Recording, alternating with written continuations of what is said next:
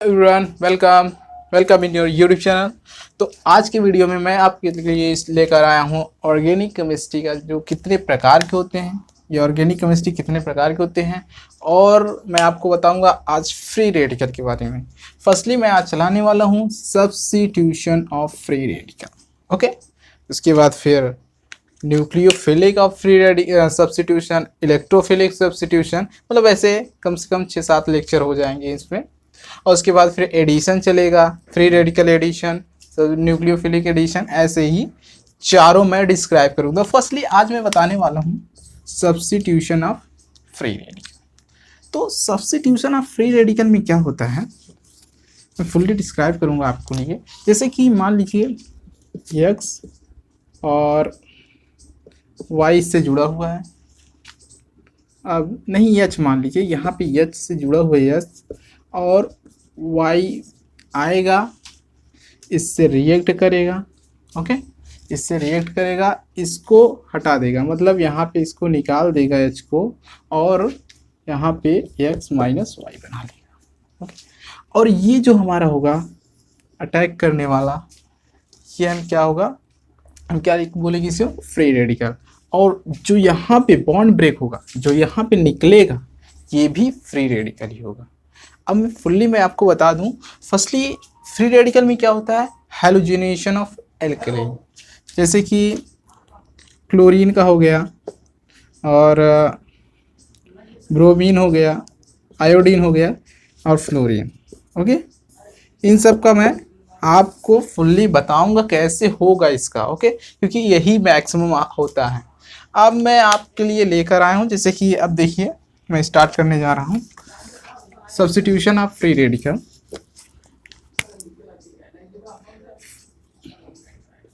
Substitution of free radical. Okay, तो substitution of free radical में मान लीजिए मैं एक क्लोरीनेशन ऑफ एल्केलाइन, क्या मैं लेने जा रहा हूँ, क्लोरीनेशन, उसके बाद फिर ब्रोमिनेशन, फिर फ्लोरीनेशन, फुल्ली मैं आपको डिस्क्राइब करूंगा जिससे किसी प्रकार की आपको प्रॉब्लम नहीं होगी। तो देखिए फर्स्टली मैं क्लोरीनेशन ऑफ एल्केन, अब देखिए कैसे होगा इसका। देखिए CH4 ले लिया मैंने। ओके, जब क्लोरीन से रिएक्ट कराया Cl2 से, तो क्या बनेगा बताइए, क्या बनेगा। तो जब मैं इससे रिएक्शन कराऊंगा तो CH3Cl प्लस HCl बनेगा। अब ये कैसे बनेगा, ये फ्री रेडिकल की मदद से हम आपको बताएंगे। और फिर उसके बाद फिर अगर मान लीजिए Cl को मैंने एक्सेस में ले लिया, क्या एक्सेस से, जब मैंने Cl को एक्सेस में लिया तो Cl तो अधिक हो गया, अब फिर इससे रिएक्ट कर सकता है, अगेन इससे रिएक्ट कर सकता है। जब इससे रिएक्ट करेगा Cl2 अगेन रिएक्ट करेगा, मैंने इसे इस एक्सेस में लिया। अगर मान लीजिए इसको मैं एक्सेस में लेता तब तो यही बन पाता, तब हमारा यही बन पाता, लेकिन मैंने एक्सेस में नहीं लिया, मैंने Cl2 को एक्सेस में लिया, मतलब अधिक ले लिया उसको। और उसके बाद फिर जब एक बार तो Cl2 रिएक्ट कर दिया, अब फिर अगेन रिएक्ट करेगा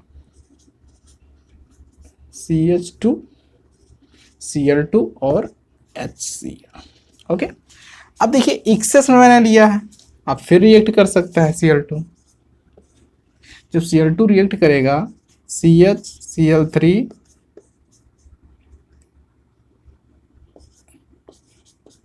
Cl बन जाएगा। ओके, अब देखिए मैंने एक्सेस में लिया, अभी भी हाइड्रोजन है इसके पास, जब तक इसके पास हाइड्रोजन नहीं खत्म हो जाता तब तक Cl2 रिएक्ट करता रहे, क्योंकि मैंने उसकी मात्रा डिसाइड नहीं की कितना लिया है। अगर 2 मोल होता तब यहीं पर होता, अगर मैं कह देता 2 ही है तब जाके इस पे हो जाता, नहीं तो अगर मैंने थर्ड किया होता तो यहाँ पे हो जाता, मतलब 3 मोल है, ऐसे समझ के।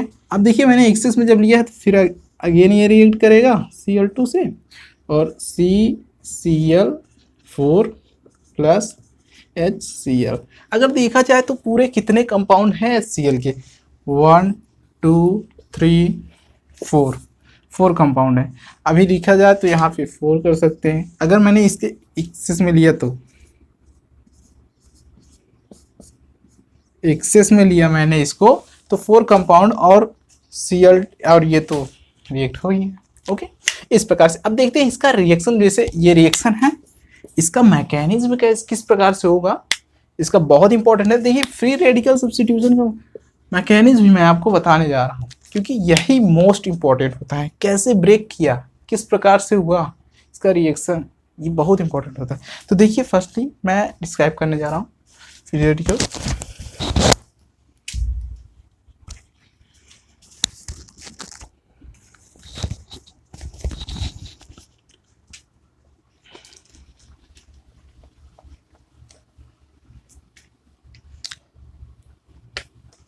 क्लोरीनेशन ऑफ एल्केन में मैं इसको भी हटा दूं, जिससे किसी प्रकार की प्रॉब्लम ना हो लिखने में।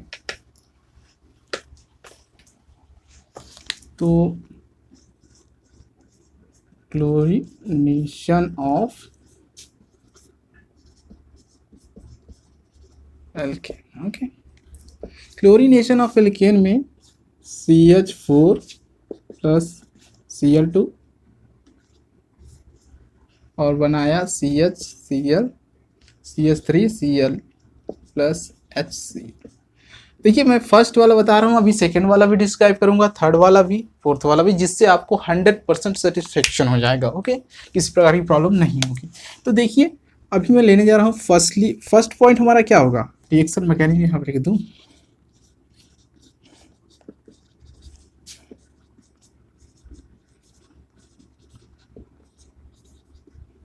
रिएक्शन मैकेनिज्म, देखिए रिएक्शन मैकेनिज्म में फर्स्ट पॉइंट हमारा क्या होगा, chain initialisation.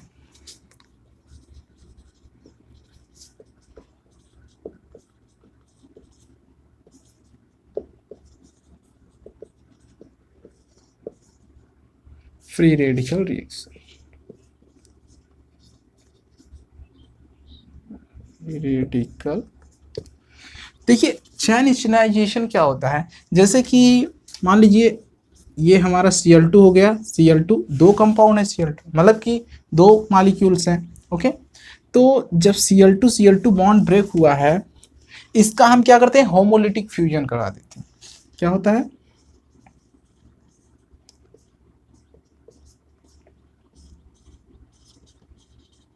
Homolytic fusion.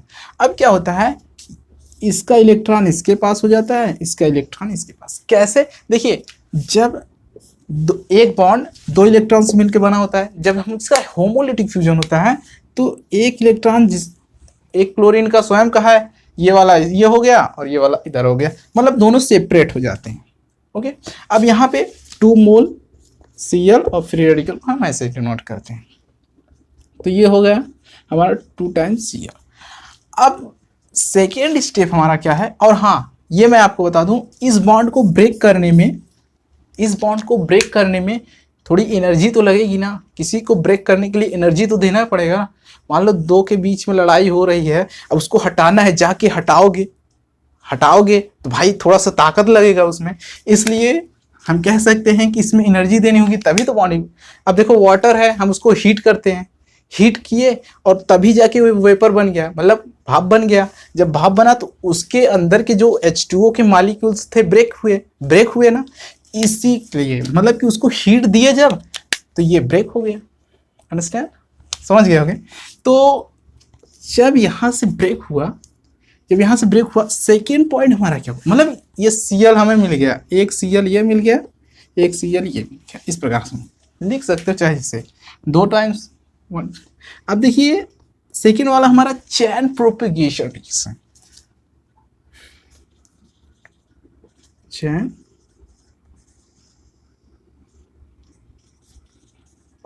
गेशन free radical.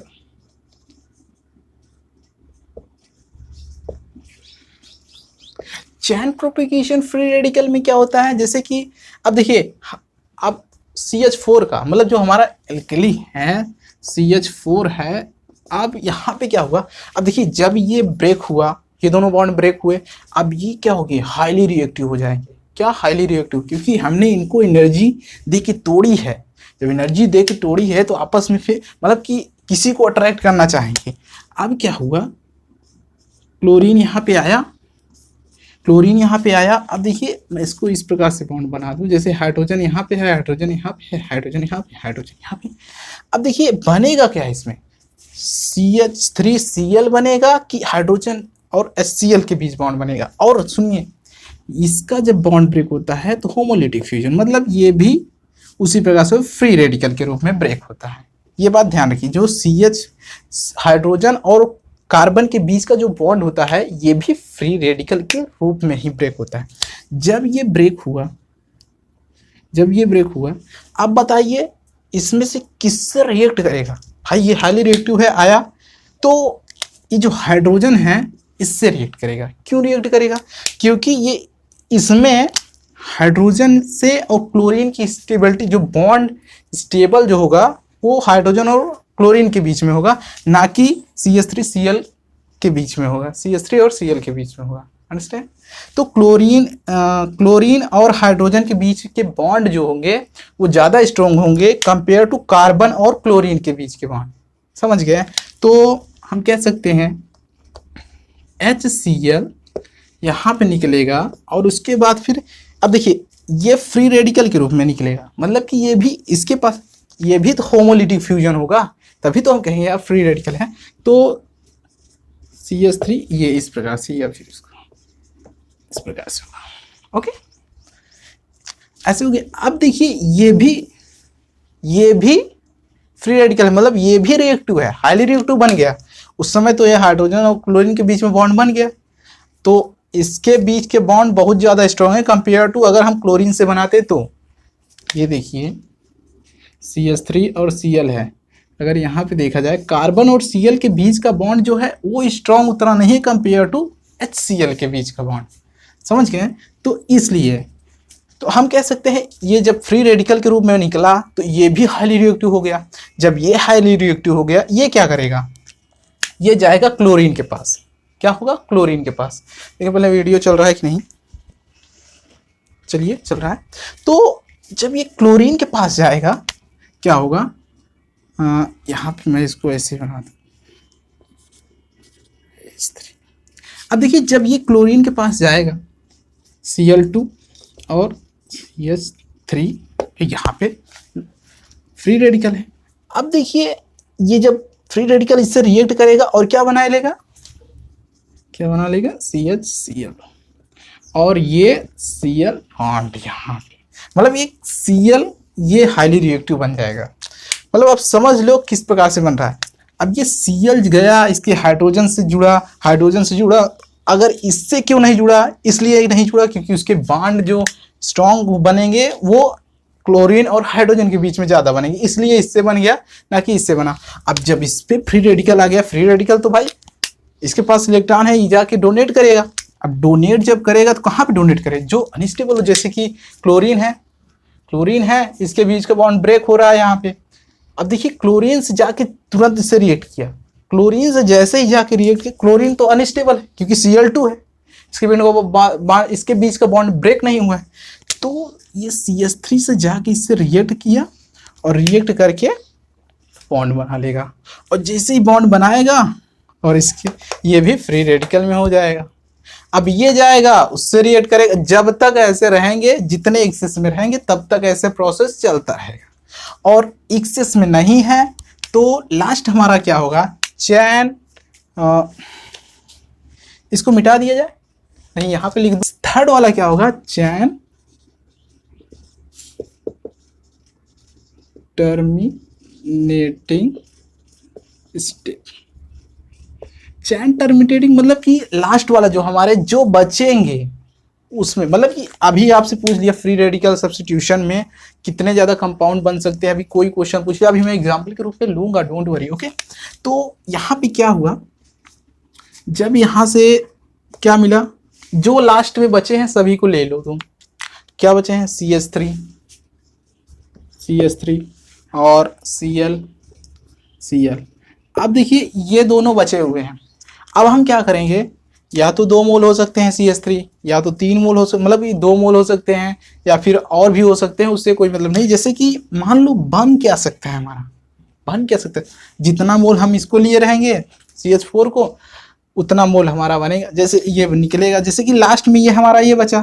अब ये कितने कंपाउंड बना सकता है, ये कितने कंपाउंड बन सकता है, जैसे कि CH3, अगर इससे C2H6 बन सकता है, Cl से रिएक्ट करके Cl2 बन सकता है, कि नहीं, क्योंकि लास्ट भाई ये भी बच गया, ये भी बचा है, और भी ये बचा है, ऐसे ही बचे हैं ना, ऐसे ही बचे ना। तो ये सब Cl2 निकल गया, और CH3 Cl ये भी बन जाएगा, ये तो बन ही रहा है, ये देखिए यहाँ पे बन ही रहा है। तो HCl CH3Cl CH3Cl, इतने 3 कंपाउंड बन सकते हैं। ओके, अगेन 3 कंपाउंड बन सकते हैं। अभी पूछ लिया कि how many compound will make in this reaction, तो कितने कंपाउंड बन सकते हैं। तो फर्स्ट ये है ऑप्शन, सेकेंड ये है, थर्ड ये, फोर्थ ये है। तो अभी आप क्या करेंगे, ये मार देंगे, ये मार देंगे, सोचिए फंसा देगा भाई, ये होता है कि नहीं होता है, कंफ्यूज कर देगा। ओके, तो अभी आपको क्या करना है, अगर एडवांस में दे दिया तो आपको देखना है कि कौन कौन सा बनेगा। अगर आपने रिएक्शन मैकेनिज्म पढ़ा है तो आपको पता चल जाएगा ये भी बनेगा। आपने इसको टिक मार दिया, इसको टिक मार दिया, लेकिन ये कैसे होगा पता नहीं चल। अब देखते हैं, जैसे कि मान लीजिए, ये बहुत इंपॉर्टेंट था, आप इसको देख लीजिए, इसी प्रकार के क्वेश्चन आ सकते हैं। जैसे कि अब लेते हैं अगला एग्जाम्पल जो कि बहुत इंपॉर्टेंट है, जैसे कि CH3Cl प्लस Cl2। अब बताइए, रिएक्शन जब हुआ तो मैंने पहले ही बताया कि क्या बनेगा, CH2Cl2। अब इसमें क्या होगा, Cl2 को मैंने लिया, Cl2 को लिया, अब ये सॉरी HCl को लिया, रिएक्शन हो गया। अब देखिए, इससे रिएक्शन हुआ, इससे हुआ, CH3Cl से हुआ, Cl2 से हुआ, ये बन गया CH2Cl2। चलिए इसका मैकेनिज्म थोड़ा सा देख लेते हैं, स्टेप बाय स्टेप करवाऊँ, किसी प्रकार की प्रॉब्लम नहीं होगी आपको। ओके, तो देखिए जो कि बहुत इंपॉर्टेंट है।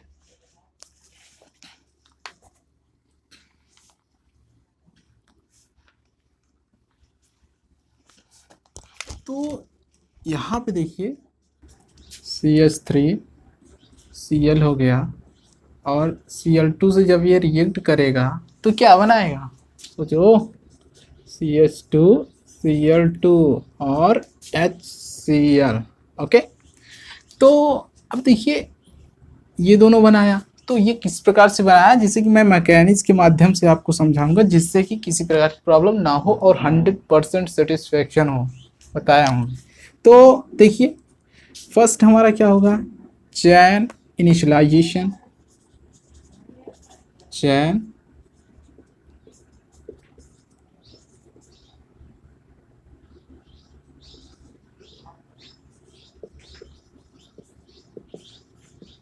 तो क्या होगा हमारा, चैन इनिशियलाइजेशन। तो फर्स्टली क्या होगा, क्लोरीन ब्रेक होगा, क्लोरीन ब्रेक हुआ, यहाँ पे क्लोरीन ऐसे बॉन्ड बना हुआ है और जाके ब्रेक कर दिया मैंने इससे होमोलिटिक फ्यूजन के द्वारा।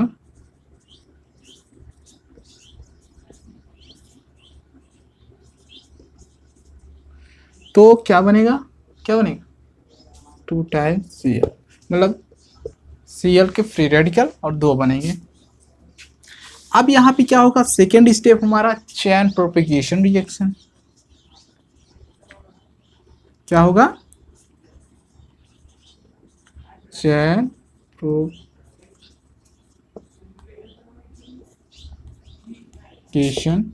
Free radical. चैन प्रोपेगेशन फ्री रेडिकल में क्या होगा हमारा, ये जो CH3Cl है, क्या होगा, CH3Cl है और हमारा Cl है, इसका रिएक्शन होगा। जब इसका रिएक्शन होगा, सबसे स्ट्रॉन्ग बॉन्ड किसका बनेगा, HCl का बनेगा, और उसके बाद फिर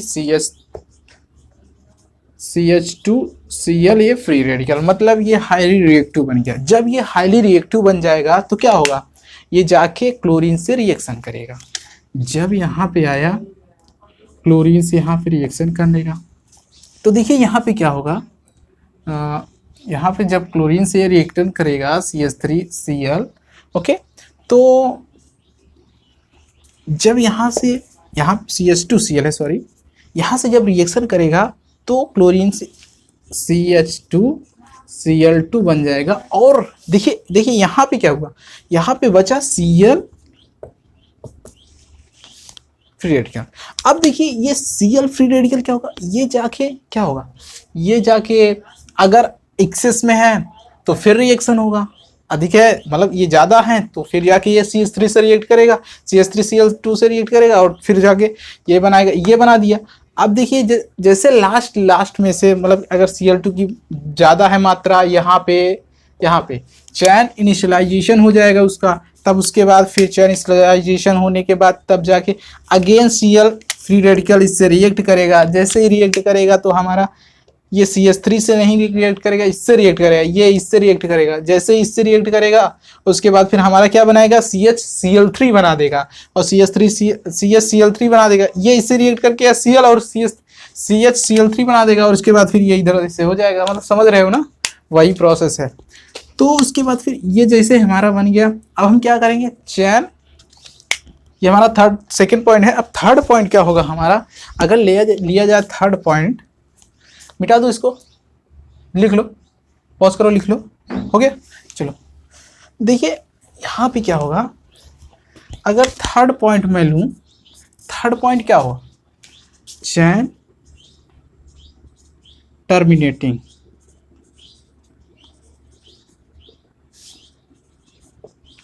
स्टेप। सॉरी गाइस, एक बात बताना भूल गया मैं, अभी ध्यान आ रहा है।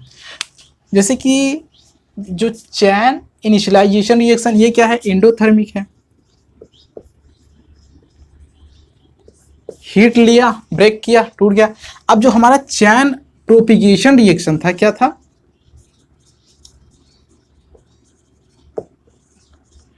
चैन प्रोपिगेशन रिएक्शन था, उसमें क्या हुआ था, बॉन्ड ब्रेक नहीं हुआ था, बॉन्ड जुड़ा था। जब बॉन्ड जुड़ता है तो एनर्जी रिलीज होती है, समझ गए। जैसे कि ये इससे जब रिएक्ट किया CH3Cl से और उसके बाद फिर Cl2 से, जब ये Cl फ्री रेडिकल से HCl बना और उसके बाद फिर CH3Cl बना। अब देखिए ये फ्री CH2Cl है, अब ये फ्री रेडिकल बन गया, ओके, ये फ्री रेडिकल बन गया। जैसे ही ये इससे रिएक्ट करेगा, इन दोनों में रिएक्शन हो रही है तो क्या होगा, हीट निकलेगा। अब देखिए जब दो लोग जा रहे हैं, जब दोनों को एक दूसरे से, मान लीजिए दूसरे कहीं से आया हुआ व्यक्ति है, कहीं से दूसरे से, मतलब एक दोनों इंटरनली जुड़े हुए हैं, मतलब कि कोई रिश्ते में लगते हैं। अब वो दोनों जब मिलेंगे आपस में, पता नहीं है कि हम दोनों रिश्ते में हैं, लेकिन जब मिलेंगे तो कितनी हंसी होगी, कितनी मतलब की बातें होंगी, तो एनर्जी रिलीज होगी, समझ सकते हो। तो इस प्रकार समझ सकते हो कि ये एनर्जी रिलीज करेगा। जब बॉन्ड ब्रेक हुआ तो क्या हुआ, एंडोथर्मिक, मतलब उसे हीट दिया तो बॉन्ड ब्रेक हुआ। अब जब बॉन्ड बन रहा है, ये हाईली रिएक्टिव है, ये जाके इससे जुड़ा, जैसे ही इससे जुड़ा हाइड्रोजन HCl बनाया और ये जाके इससे जुड़ा, बहुत ज़्यादा क्या निकलता है, हीट निकलता है, ओके। लेकिन उतना नहीं हीट निकलता जितना, मतलब कि हीट एनर्जी निकलती है, एक्सोथर्मिक हो जाती है। क्या ये एक्सोथर्मिक, आई थिंक आप लोग अंडरस्टैंड हो गए, दोबारा लिखना पड़ा मुझे, लेकिन ये जरूरी था थोड़ा सा। अब देखिए थर्ड वाला हमारा पॉइंट क्या था, चैन इनिशियलाइजेशन।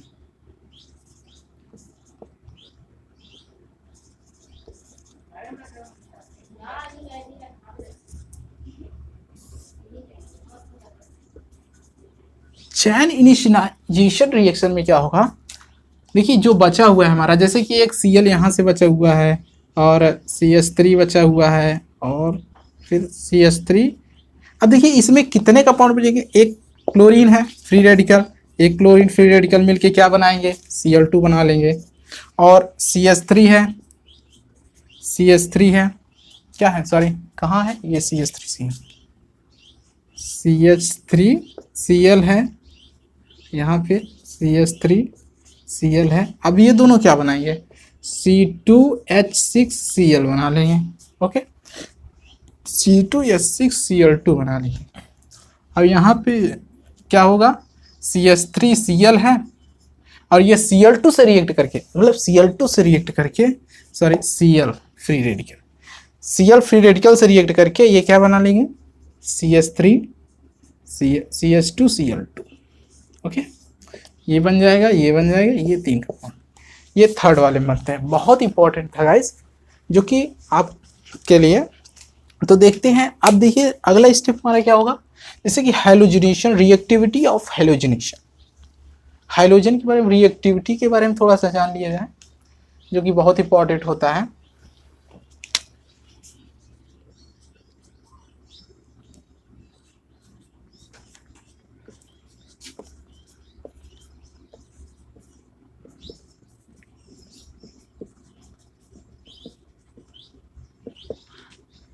हाइलोजन में रिएक्टिविटी क्या होती है, जैसे कि fluorine F2Cl2 Br2 and I2। Okay, देखिए यही सबसे इंपॉर्टेंट पॉइंट है कि रिएक्टिव हाइड्रोजन फ्लोरीन की सबसे ज़्यादा होती है कंपेयर टू क्लोरीन, उसके बाद फिर फ्रोमीन, फिर उसके बाद आयोडीन। अभी मैं लेने जा रहा हूँ फर्स्टली फ्लोरीन के बारे में बताऊंगा कि ये किस प्रकार से होता है। मैंने क्लोरीन की तो फुल्ली बात कर ली हुई है, जैसे प्रीवियस अभी जस्ट मैंने बात की ही। तो सेकेंड मैं अभी लेने जा रहा हूँ फ्लोरीन, उसके बाद फिर आयोडीन लूँगा। जैसे कि फ्लोरीन हमारा पहले से ही है रिएक्टिव, मतलब कि पहले से ही इसी तरह होगा, क्लोरीन और ब्रोमीन का एक ही है। तो बात करें हम फ्लोरीन की, तो फर्स्ट पॉइंट हमारा ये होगा चैन इनिशियलाइजेशन रिएक्शन। क्या, चैन इनिशियलाइजेशन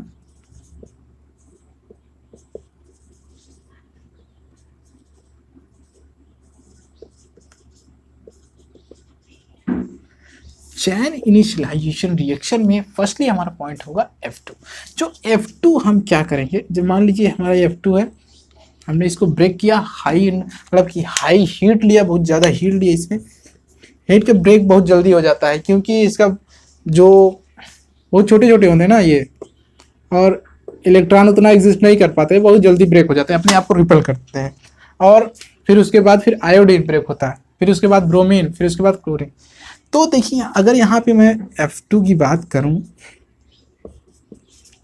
तो यहाँ पे क्या होगा, F2 बॉन्ड बना हुआ है, जब यहाँ पे ब्रेक होगा तो 2 टाइम्स F2 डैश, तो ये फ्री रेडिकल के रूप में आएगा। अब बात करें, अभी आप ये कहेंगे आयोडीन का सबसे जल्दी ब्रेक हो जाता है, उसके बाद फ्लोरीन का, तो आयोडीन के सबसे ज़्यादा रिएक्टिव होना चाहिए, ये आप कहेंगे, लेकिन ऐसा नहीं होता। ये क्यों नहीं होता, मैं अभी बताने जा रहा हूँ ना, चित्त ले रहा हूँ मैं हूँ। तो किस प्रकार की प्रॉब्लम है, देखो सेकेंड स्टेप क्या होगा, चैन प्रोपिगेशन।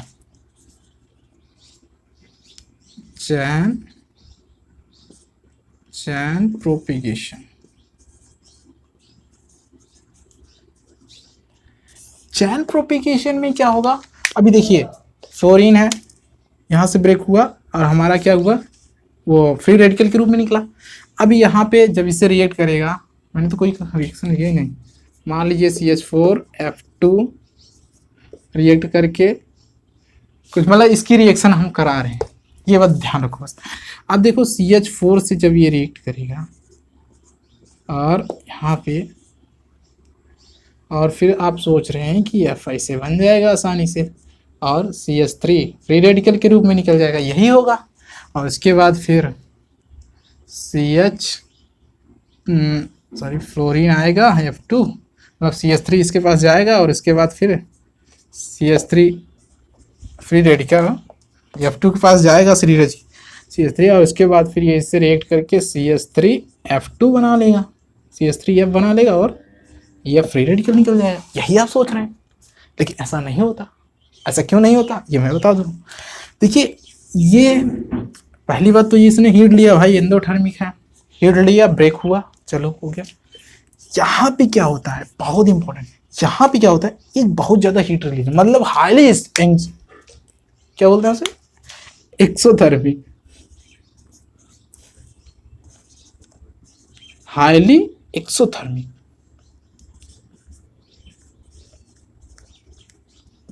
ये हाईली एक्सोथर्मिक मतलब कि इसमें ब्लास्ट हो जाता है, एक प्रकार समझो आग भूतते हुए निकलने लगती है, बम की तरह ब्लास्ट हो जाता है।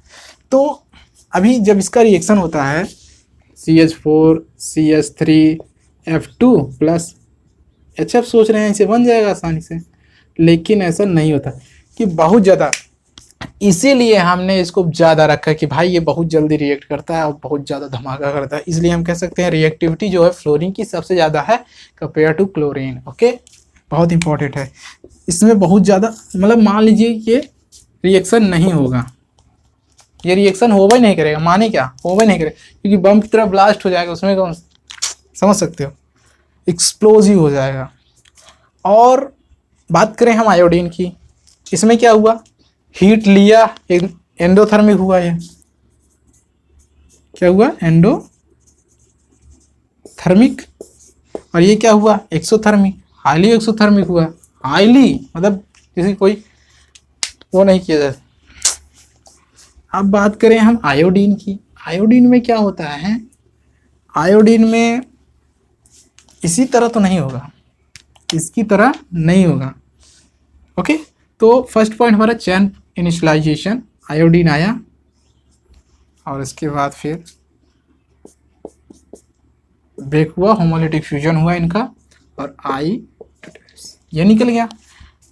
अब देखिए सेकेंड पॉइंट हमारा चैन प्रोपिगेशन रिएक्शन था, और चैन प्रोपिगेशन में क्या हुआ, लिख दूं यहाँ पे,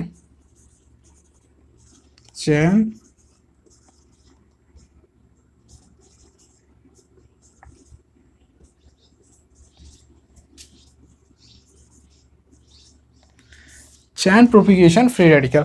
अब देखिए इसमें बॉन्ड ब्रेक हुआ, ये बॉन्ड बना है, ये मैं सोचना प्लस का है, बॉन्ड बना है, ब्रेक हो गया। जब यहाँ से बॉन्ड ऐसे ब्रेक हुआ तो आई यहाँ से रिएक्ट करेगा। अब ये क्या हुआ, एंडोथर्मिक हुआ ना,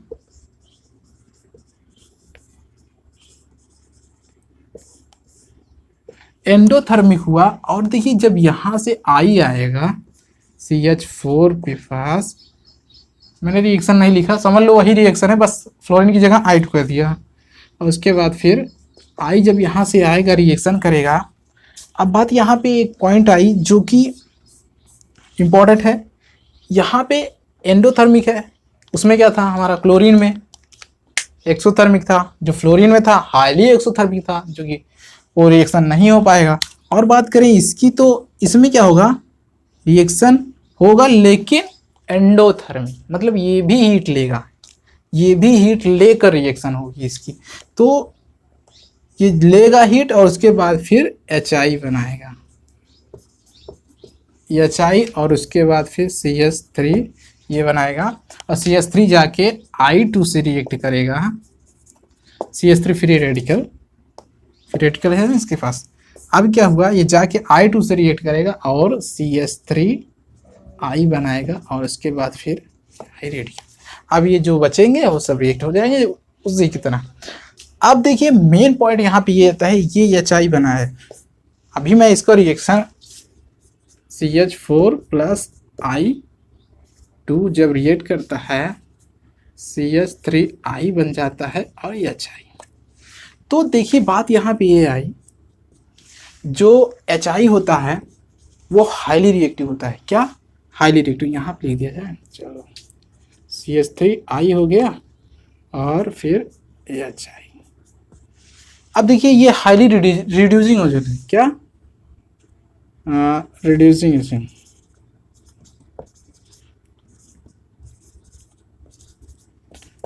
ये हाई रिड्यूसिंग एजेंट होते हैं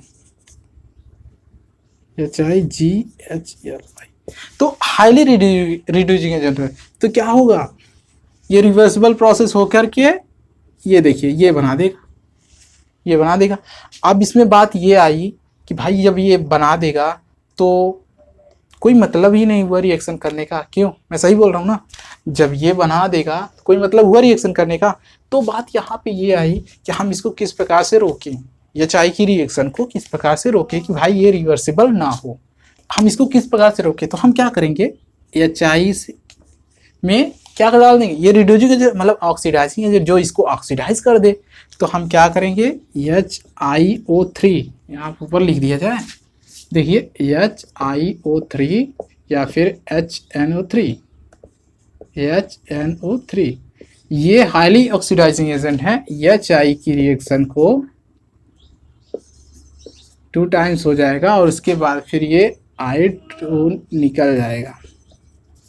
ओके, I2 निकल जाएगा। जब I2 निकल जाएगा तो इस पर कोई संभावना ही नहीं कि रिवर्सिबल प्रोसेस, क्योंकि इसने ऑक्सीडाइज कर दिया, मतलब ऑक्सीडाइजिंग।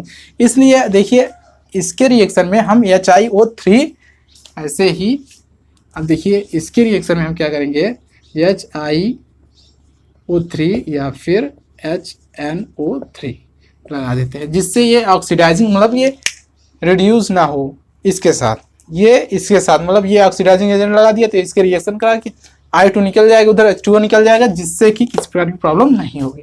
तो गाइज ये रहा आपका फ्री रेडिकल जो कि मैंने फुल्ली डिस्क्राइब कर दिया। तो अगले लेक्चर में मैं लेने वाला हूँ न्यूक्लियोफिलिक सब्स्टिट्यूशन, क्या रिएक्टिविटी ऑफ फ्री रेडिकल, बहुत इंपॉर्टेंट है। हाँ ये तो भूलिए, reactivity of free radical it's very important. So अगले लेक्चर लेते हैं reactivity of free radical. Okay, good bye.